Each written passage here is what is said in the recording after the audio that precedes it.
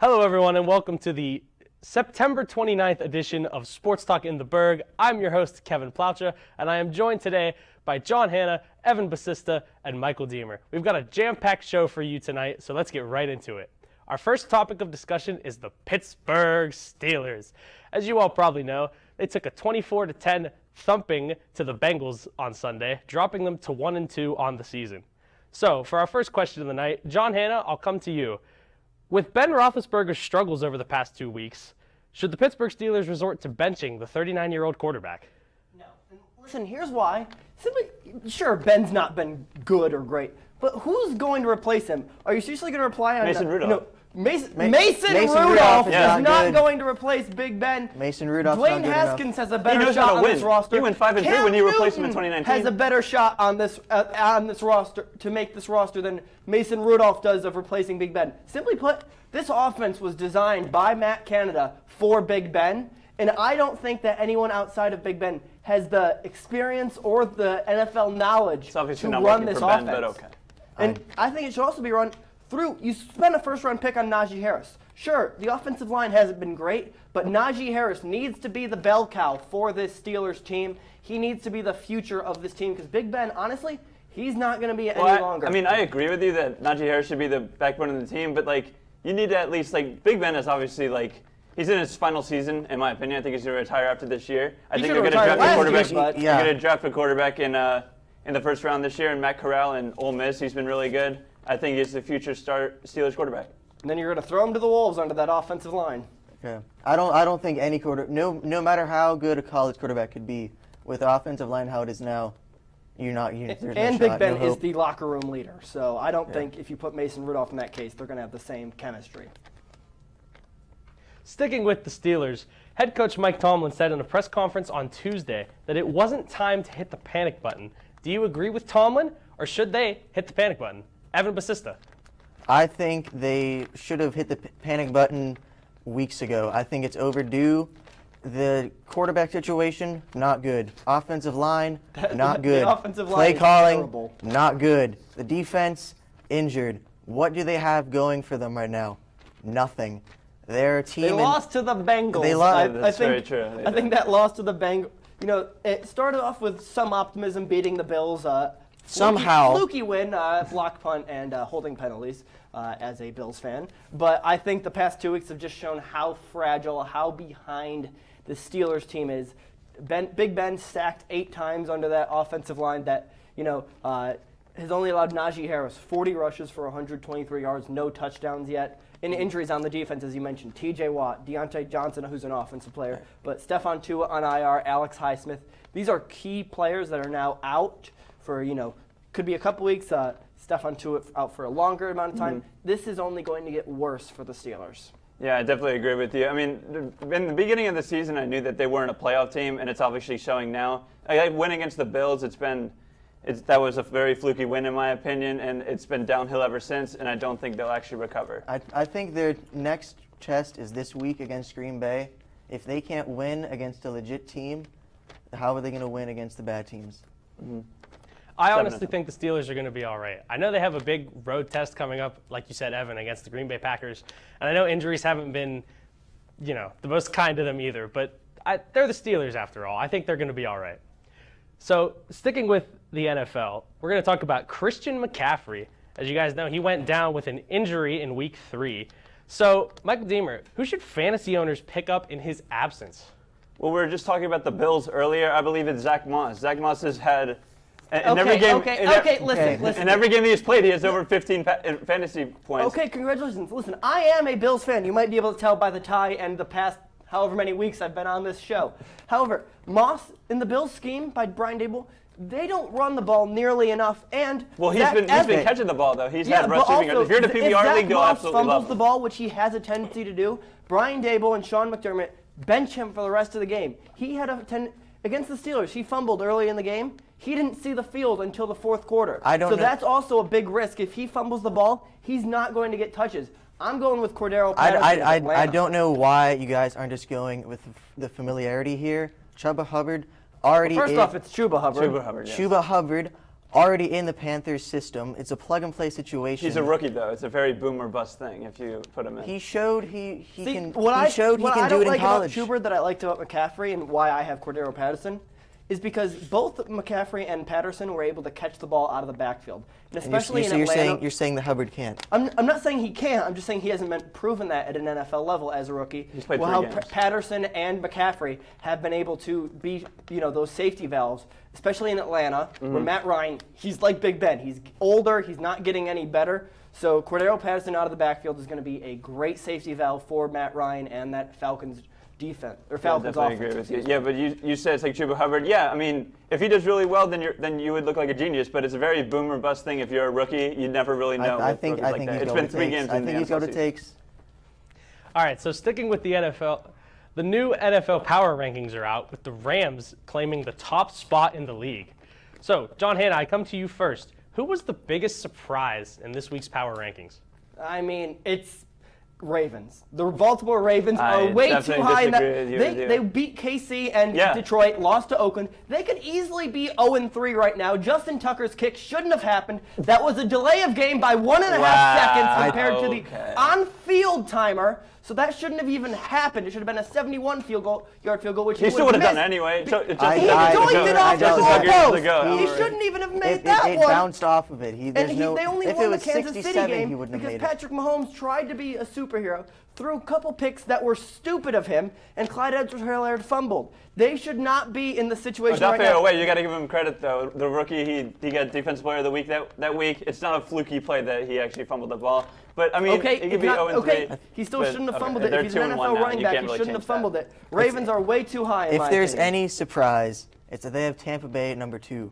I know they're the defending champs. They have most of the roster back from last year, but the defense is showing cracks. Look. As a Steelers fan, I know how risky it can be to have an old QB, and I know Tom Brady is Tom Brady, but he could slip up at any time. Yeah, but he hasn't yet. You've got that risk sitting in the back pocket. Very true. I'd probably say the Panthers. The Panthers are very, very low in my opinion. They're 3-0. I don't know why they're 13th in the NFL power rankings. I just don't see how they're so low. Because Sam Darnold's been absolutely incredible. Let's transition into some baseball. So, it's a big night for the Pittsburgh Pirates as their number 6 prospect, pitcher Roansy Contreras, is making his big league MLB debut tonight. In your guys' opinion, who has had the greatest major league debut of all time? Evan Bassista. I'm going to have to go with a former Blue Jay, JP Arancibia.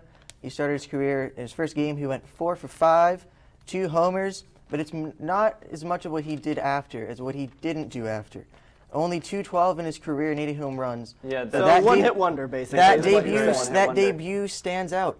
See, I'm gonna probably give it to someone that you probably have heard of before, which is Steven Strasburg, the number 1 overall pick. He had tons of hype going into his debut, and he definitely showed. He had 14 strikeouts in 6 innings pitched. I'd probably say it's one of the best debuts, not only in MLB history, but sports history. Okay, first off, I feel bad for Contreras. Anyone going to that Pirate system is, it's the Pirates. He'll be gone in 3 years. But my pick is Daniel Ponce de Leon simply because of the situation. It was 14 months removed from a surgery to repair a cracked skull, an injury that he sustained when being struck by a line drive from Memphis in AAA. 7 innings pitched, 0 earned runs, 0 hits, 3 strikeouts, 3 walks. He carried a no-hitter through 7 innings, the 5th pitcher to go that deep since 1961, and he was only pulled because he had a 116 pitch count. So considering what he came back, or what he came from in order to make that debut, I think Daniel Ponce de Leon for the Cardinals back on July 23rd, 2018 is the best debut in MLB history. I've got to go with Arancibia. Those 2 homers, I believe he's only the 2nd player ever to hit at least 2 in his MLB debut. Not many others can say that. Switching gears to college football, with Oklahoma narrowly beating West Virginia at home on Saturday and Spencer Rattler doing just enough to get by, do you think that this team can still make it to the college football playoff? Michael Deemer. Well, as you said, Kevin, it hasn't really been a smooth sailing for Oklahoma. You just said, they almost lost to West Virginia. The Big 12 has not really been very strong, as Baylor's the only other ranked team in that conference. So, I mean, Spencer Rattler, he had tons of hype going last year as a freshman and didn't show for it. and I just don't see them actually making the playoffs. Yeah, I agree with you. Simply not because Oklahoma can falter, but they can. They play at Texas, at number 21 Baylor, at number 19 Oklahoma State down the schedule. However, if you look at the rest of the top 10, they're pretty much all undefeated. You have Bama, Georgia, Oregon, the only Pac-12 team, and they don't play anyone down the stretch. Penn State, Iowa, Cincinnati, Georgia, and obviously Oklahoma at 6. So I think there's such a big chance for one slip up or one team to go off that there's no place for Oklahoma really, especially how shaky they've been. You said it. There's a chance that one could slip up. Oklahoma, you said that top 10 is pretty even. They could still find a way. I just don't see. I'm not saying they're going to be a 1 seed. I'm saying they could get in. They could still get in. They have Baylor and Texas and Oklahoma. I'm not saying Texas is back. I'm saying Texas will give Oklahoma a tough ride. Red River is always fun to watch. True. So sticking with college football, we had a lot of upsets this past weekend. Specifically, we had Texas A&M losing to Arkansas. We had Clemson going down against NC State. UNC got thumped by Georgia Tech. So I have to ask you guys, what new team will make it into the college football playoff this season, if any? John Hanna. I'm going with a risky one, okay? Now, we've seen the selection committee has had a severe bias against a group of 5 teams, but I'm going Cincy. They're 3-0 right now, sit at number 7. They play an unremarkable Notre Dame this week, who honestly struggled. Scoreboard doesn't show it, but they struggled against Wisconsin last week. Other than that, they really don't have any falters down the schedule. They play a currently 4-0 SMU later in the year. And I think a win over John Hanna, who is Cincy, like, what's their competition looking like? Right now, they have Notre Dame, as I said. They have SMU down the schedule. Oregon, though, they've played legit opponents like Ohio State. Yeah, but Oregon has also, I know it's last year, but they lost to Cal. They lost to Oregon State. So this is a team that can't slip up. And you have Penn State. You can't look at last year. It's a very unpopular opinion around this area, but I think Penn State. They've already played against Auburn. They beat them. They play Iowa this week. They play Ohio State, Michigan State. And honestly, are you going to trust a James Franklin coach team to make it to the college football playoffs? It's James. That's like trusting Pat Narduzzi to do something with Pitt. Well, Penn State's very unpopular opinion, but Penn State, they have been Penn State in the It's past. unpopular for a reason. It's unpopular because it's wrong. I think it's right. Well, you're wrong. I think it's right. Happy Valley should be happy this coming up playoff season. All right, guys. So final question before we go to break here. Who is your pro athlete of the week? Evan Basista, we'll come to you first. I'm going to have to go with the Jacksonville Jaguars' Jamal Agnew. His 109-yard touchdown return, also known as a kick 6 off of the missed field goal. He had one thing. He had one thing, and he's on the Jaguars. He had one good performance. And I'm going with Dustin Johnson. He went 5-0 at the Ryder Cup for Team USA. What about the NFL history kick? That should not have counted. He still got 4 other kicks anyway. Wow, and gets AFC Special Teams of the Week, 66-yard field goal. Congratulations, special teams. It's an NFL. It's golf. It's the Jacksonville Jaguars. Baltimore Ravens are 2-1. The delay game that wasn't there. Yeah, you missed the Ryder Cup, who actually watched them, and Jacksonville Jaguars, who actually watches them. The only thing that I saw on NFL Twitter. You know why we watched Justin it? Tucker's Because Gus Johnson was on that game, and Gus Johnson made that play 100 times better with his call. And that kick could have gone either way, considering it bounced off the upright and in. It's lucky, but it went through. Just as That's all easily that bounced out, in my opinion. Well, it's just the refs, screwing over the Lions yet again. It's the ref's fault now that he kicked an NFL history kick. It's the ref's fault that they didn't call a delay of game that would have made it 71 yards. Can't change history. Is Justin Tucker good? Yes. Is he going to make 71? No. I don't think there's any kicker out there unless it's some absolute fluke in warm-ups. There's no way he's going over that. All right, when we come back, we will be discussing some RMU sports as well as top college athlete of the week, right here on Sports Talk in the Burgh.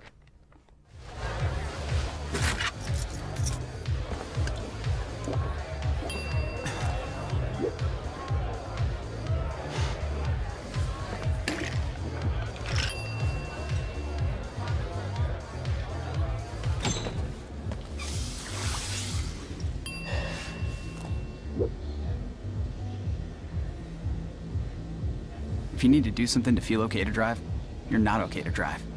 Don't drive buzzed. maybe you can make retirement happen. After all, you made her college years happen. Opening that education savings account when she was little. Spearheading a campus tour. And another, and another, and another, and another. Bam! Deciphering financial aid. She was like, what? Well, now she's like, you aced planning for college. Now get the tips you need to get on track at aceyourretirement.org. Jason, let's go see your room.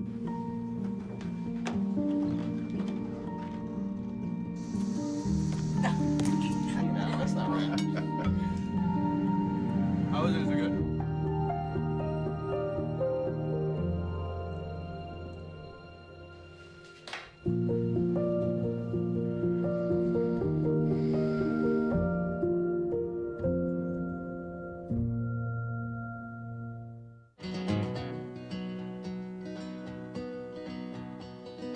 Things could be stranger, but I don't know how.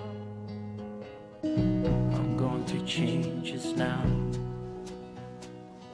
Could spend a lifetime trying to figure it out. I'm going through changes, through all of the strangeness. I'm going through changes now. Welcome back to Sports Talk in the Burgh. So this weekend, RMU football had their home opener at Joe Walton Stadium, and they defeated Howard 22-16. So, John Hanna, I will come to you first. What do the Colonials need to do to be competitive in Big South games this season? Well, to quote Christopher Walken's SNL character, Bruce Dickinson, he has a fever, and the only prescription is more cowbell. The Colonials need to rely on their bell cow and Elijah Jackson. He was the reason that the offense actually did anything against Howard, because you might say... The only thing. Yeah, because... DeAndre Hicks had 2 touchdowns, yes, 2 both receiving of which touchdowns. were because of Elijah Jackson. The first Hicks play happened, the first Hicks touchdown was play action, which you can only really do with a strong running game. That could have been anybody, though. That could have been anybody that he could have faked the handoff to. No, because if you fake a handoff, let's say to you, no one's going to be scared of you breaking off a 20-yard run. But guess People what? are scared George of Elijah Martin Jackson threw the breaking ball off to, a 20-yard run. guess who? DeAndre Hicks. DeAndre Hicks scored 2 touchdowns for One of RMU. which was a play-action pass, which I said you can only do with a strong running game. The second one, it was a shovel option pass that could have just as easily gone to Elijah Jackson. So without Elijah Jackson, you saw in that first game against Central Michigan, they struggled to move the ball, and they had DeAndre Hicks. You're looking too one-sided on it. You gotta have the good offense and a good defense. That's why I'm saying they need strong two-way play throughout the season to stay competitive. That's the easiest thing ever. You can say that's the easiest. Strong offense, strong defense. That's how you win games. That's the easiest prediction you look possibly. at the Big South. It's going to be a challenge. They're going to need everything they got. They're going to need everything they got. Well, I mean, a lot of Big South teams are those triple option, which are difficult to defend. So I do understand where you're coming from. But DeAndre Hicks, you need a strong running game to even think about a strong passing attack. Sticking with RMU football, what game on the RMU schedule that they're projected to lose could they pull out a little bit of an upset? Michael Deemer. I'd have to say against Charleston Southern. I mean, it's homecoming. The fans will just flock to Joe Walton Stadium. I think everyone will be ready for that game. I mean, especially the seniors. The seniors will absolutely thrive during that game, in my opinion. The Buccaneers, I don't think have any answer against them. Okay, so they're not projected to lose that game. They're projected to win. I'm going with Monmouth. Monmouth has been a tough team in past. However, they're struggling this year. They're 2-2. Lost to FBS Middle Tennessee 50-14. Beat Fordham 26-23. Beat Charleston Southern, who you mentioned, 41-14, and they just lost to Holy Cross 45-15. Tony Muskett, their quarterback, 3 interceptions on the air, and their running back trio is, quite good. Over 500 yards between Lonnie Moore, Terrence Green Jr., and Zach Treadway. It's going to be a tough team, but I think the Colonials are going to be able to travel to New Jersey and are able to clip the wings of the Hawks. How?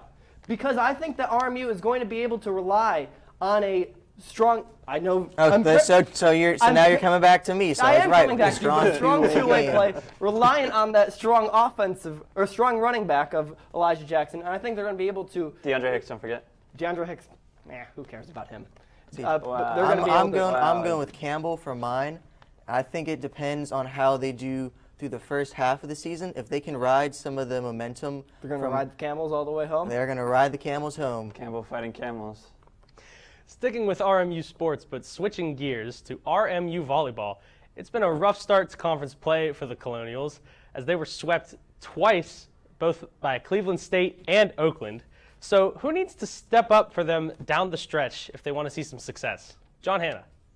I think you've got to look at your leaders. And Emma Granger, the lone graduate player, leader on the team, 103 kills, 172 points. However, she might be able to score, but she also has 35 errors and 54 service errors. So she's just given away 89 points to the other teams. That's not how you're going to win. Also, yeah, but in if 2019, there was her no last full offense, season, it would probably be even worse. In 2019, her last full season, 3.64 kills per set. This year, she's only averaging 2.10. You say about that defensive issue where she's giving away points. Yes. That's why I'm going with Nicolette Zanoli, the defensive specialist. She should be leading because she's a senior. She's only 5th in digs. She's got to step it up. She's got to improve the defense so that in case there are those errors, like you said, they don't have to worry as much. And I mean, the errors are not on Nicolette Zanoli because they're service errors. I'm saying in general, if you got to make up the points that you'd lose from that. I'm going to go younger and say Abby Ryan. She was amazing during her freshman season, and I don't see why she can't do it as a sophomore. And I just don't see the numbers being put up for Abby Ryan. I mean, Emma Granger, in my opinion, has been the only offense for the Colonials, and Abby Ryan should be her number 2 woman. So, yeah, Abby Ryan really hasn't done a whole lot. So I asked you guys earlier about who is your top pro athlete of the week. Now I'm going to ask you, who is your top college athlete of the week? Evan Basista. I'm going to stay here in the Horizon League. We're going to go with Jelena Sever of Milwaukee Women's Soccer. She scored off of the opening kickoff in a game the other day. By a terrible play by that goal. That goalie should not have been out that far. There was no reason. You take the opportunities that are given. She saw it, and she went with it, and she scored right off the draw. I noticed, Michael, that you have Kevin Austin Jr. from Notre Dame. I do. Well, I'm confused why. He was probably one of the very few offensive or maybe not very few, but he led Notre Dame against their he wasn't even the best wide receiver in college football. It was a big stage. It was a big stage at Soldier Field, a ranked-on-ranked matchup. Okay, and, let me just read off some other names that had better weeks for college football. Jordan Asman for Pitt, 6 receptions, 179 yards, 3 touchdowns. Yeah, against New Hampshire. He was Parker against Washington for Penn State, 5 receptions, 148 yards, 2 touchdowns. Jalen Cropper of Fresno State, 10 receptions, 108 yards, 4 touchdowns. And Keyshawn Boutte from Louisiana State, 4 receptions, 85 yards, 2 touchdowns. So, first off, Austin Jr., he wasn't even the best receiver in college football. Second off, they played Wisconsin, who's terrible. Who's ranked? You're playing against Fresno State and Pitt, who was playing against New Hampshire against a big stage. And if you're going to shine in that pressure, then I don't see why he can't be the best college athlete of the week. Because he wasn't. He was. Final question for you guys before we go to break. Who would you rather watch, men's or women's soccer? Evan Basista. I'm going to have to go with women's soccer on account of they can actually get some goals in the net and pick up some wins. Are you saying you weren't impressed by men's soccer's 4-0 loss to Oakland John today? Hanna, I can't say I was, unfortunately. Yeah, I have to agree with you. I think this women's soccer team, they're primed for the future as well because they have lots of young talent. Yep. Kayla Voslimo, she's Haley Finale. Haley Finale. Yep. I think they're primed for the future. And I think this men's team, they're just without a rudder. It's bland. They only scored 1 goal last season. Obviously, they've done slightly better. But they still need to find their gear in order to hopefully compete. Yeah, doing better than 1 doesn't say a whole lot. No. All right, when we come back, the guys will give their final takes here on Sports Talk in the Burgh. Roll over. Chance high 5. All right. When you adopt a shelter pet, you discover all the things that make them unique. And your mother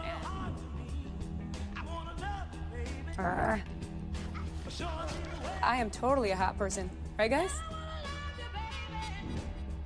Thanks for being honest. They're a little bit of a lot of things, but they're all pure love. Adopt pure love at theshelterpetproject.org. Multiple studies have shown that marijuana can slow both driver reaction and response time, which can be really dangerous. He's here. He's here. Wait. Why? I can't drive. Why? My. Oh.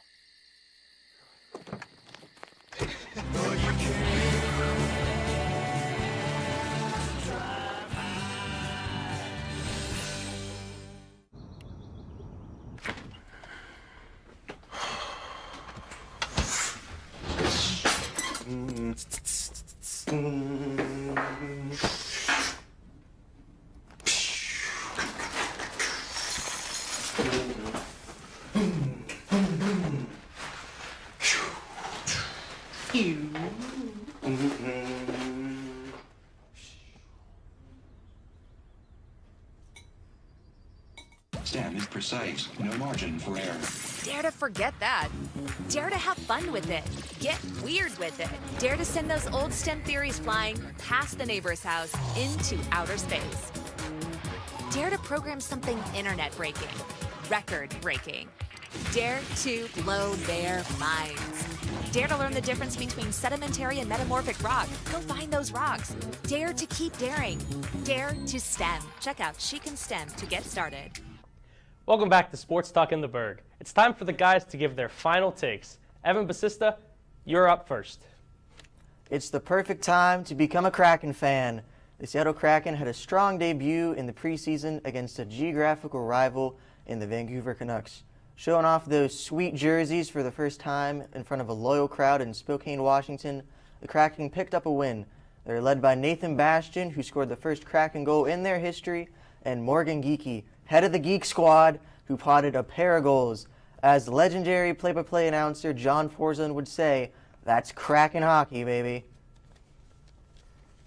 Well, the taunting rule is absolutely abysmal. We all knew it was going to be bad to begin with, but $94,000 in fines in the first 3 weeks, it's been getting a little bit ridiculous, the NFL. The players should be celebrating doing their jobs, scoring touchdowns, pass deflections, with a little bit of spice. It's a grown men getting paid to do all these things, and this is not Pop Warner anymore. This is why it's been called the No Fun League for the past couple of years. Hockey is for everyone. That's the slogan that's been paraded about for the last couple of years regarding the NFL. Well, if that's the case, I'd like to take a quick little trip over to Ukraine, where over the weekend, Ukrainian hockey player Andrei Deniskin performed a racist and disgusting action towards Jalen Smerik, a black hockey player during a Ukrainian hockey league between Deniskin's HC Kremenchuk and Smerik's HC Donbass. The result of the racist action? A staggeringly soft 13-game suspension that can be lessened to 3 games if Deniskin pays a fine that equates to $1,880. Now, if hockey is supposedly for everyone, then I challenge newly elected IIHF President Luke Tardif to take a stand and suspend Deniskin for the rest of the season from the Ukrainian Hockey League and the rest of his career from participating in activities with the Ukrainian national team. And I'll end this with a quote directly from Tardif's statement on Twitter. There is no such place for a blatantly racist and unsportsmanlike gesture in our sport and society. This is a direct assault on the ideals and values of our game. Well, if that's the case, Luke, then do something about it and give Deniskin a lifetime ban from the sport. Now, Mr. Kraken fan. Yes, sir. Honestly, I don't see how this Kraken team is going to be all that's shaped up to be. First off, Philip Grubauer, he struggled in Colorado. Morgan, and I know you're going to say the same about Vegas. Struggled. You're going to say the same about Vegas. He's had good stats. Yeah. He had good stats behind a good team. Well, okay. He's a goalie. They've got a good defense in Seattle. Oh, really? Mark Giordano's what, 36? Mark Giordano is still a Norris caliber defenseman. Is he gonna win it? Probably not. But he's in consideration. No, he's not. I'm sorry. I don't see Seattle. I know you're going to pull the Vegas card. Vegas was a fluke. Seattle's not finishing above bottom 5. I'll admit Vegas was a fluke, but I think you look at that Pacific Division, they're so weak, they could easily finish no worse than 3rd. I mean, you have what, Vegas and Vancouver? Vegas and Vegas. Tell me, okay. If Vancouver signs Pettersson and Hughes, they have a shot to. That's an if. That's an if. That's an if. You don't know if they're going to be there. For Michael Deemer, Kevin Plaucha, and Evan Basista, I'm John Hanna. We'll see you in 2 weeks here on Sports Talk in the Burgh.